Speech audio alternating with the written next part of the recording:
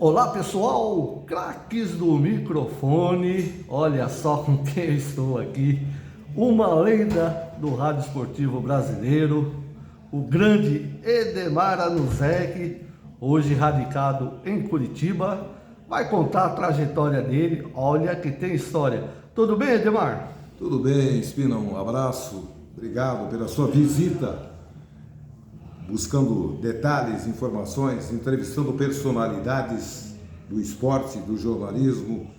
É muito importante que a gente possa ter a possibilidade de falar um pouco do que a gente fez ao longo da nossa jornada. Eu, por exemplo, tenho mais de 60 anos de jornalismo esportivo.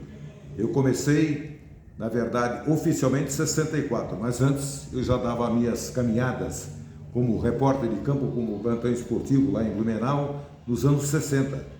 Eu, por exemplo, já trabalhei lá como repórter no jogo em que o Santos foi jogar contra o Olímpico, com Pelé e companhia, com Cabralzinho fazendo 3 gols, Pelé 4 e o Santos meteu 8-0 num jogo amistoso. São outras situações, são de outras épocas. E comecei no rádio, efetivamente, como profissional, como narrador esportivo, em 1964, em junho de 64. De lá para cá já são 60 anos como profissional de jornalismo esportivo. Comecei no rádio em Blumenau. Em 72 fui convidado pela Jovem Pan para fazer um teste. Acabei transmitindo 2 partidas, acabei sendo contratado pela Jovem Pan, onde comecei em janeiro de 73. Fiquei na Jovem Pan, fiz as Copas do Mundo de 74. Aliás, eu sou o único locutor brasileiro que transmitiu uma Copa do Mundo ao mesmo tempo em 2 emissoras, uma brasileira e uma estrangeira, na língua portuguesa, pela Jovem Pan e pela Rádio Voz da Alemanha, com microfone headset e outro de limão.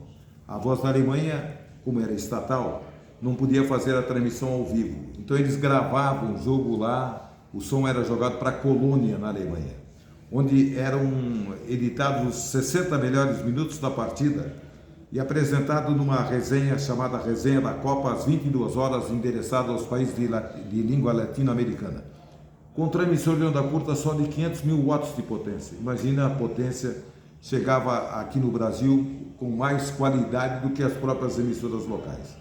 E foi 74, quando era a equipe da PAN, era o Osmar Santos o titular, eu era o segundo. Foi a Copa do Mundo Leônidas da Silva, Cláudio Karsug e Cândido Garcia. Foi a equipe da Jovem Pan. 78, Copa da Argentina. 82, Copa da Espanha. 86, México. Aí em 89... Isso tudo pela PAN. Tudo pela PAN.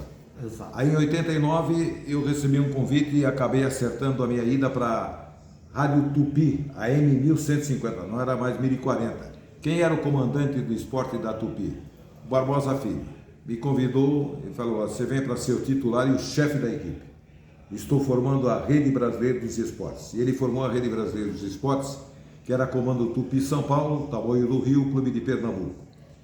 Eu fiz toda a organização, toda a programação, todo o organograma de cobertura da Copa do Mundo 90 da Itália. Foram 27 profissionais do Ceará, profissionais Pernambuco, do Maranhão, da Bahia, Nordeste de São Paulo, 27 profissionais que estiveram presentes na cobertura da Copa do Mundo. E nós fizemos uma cobertura de todos os jogos, transmitimos todos os jogos, a partir da Tupi, São Paulo, Tamoio Rio, Clube de Pernambuco. Estivemos com 202 emissoras nos retransmitindo. Não tinha celular, não tinha computador, não tinha internet. Era trabalho feito através da Embratel. Isso foi em 1990. Depois eu tive um convite, passei 2 anos, aliás, passei primeiramente 9 meses em Blumenau, na minha terra, um salário realmente que justificava.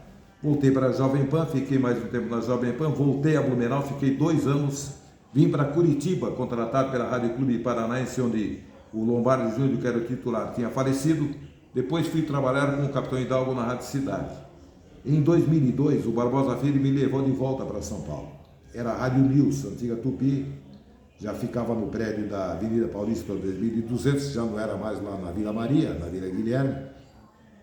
Ficamos lá 2 anos fazendo um trabalho com grandes profissionais.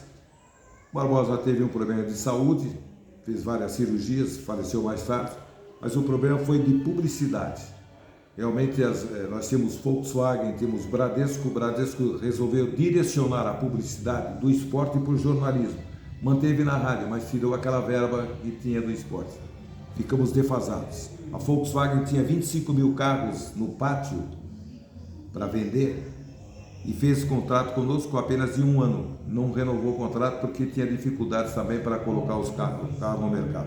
Eu voltei para Curitiba, voltei para trabalhar novamente com o Capitão Hidalgo na Globo CBN. Em 2008 recebi um convite para voltar a São Paulo. Voltei, contratado pela Rádio Record.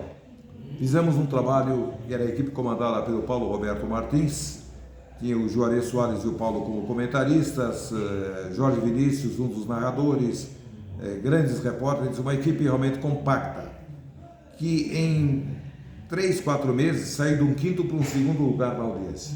Ainda tinha Gil Gomes, ainda tinha Zé Bétio de manhã na programação da Record. Ele Correia.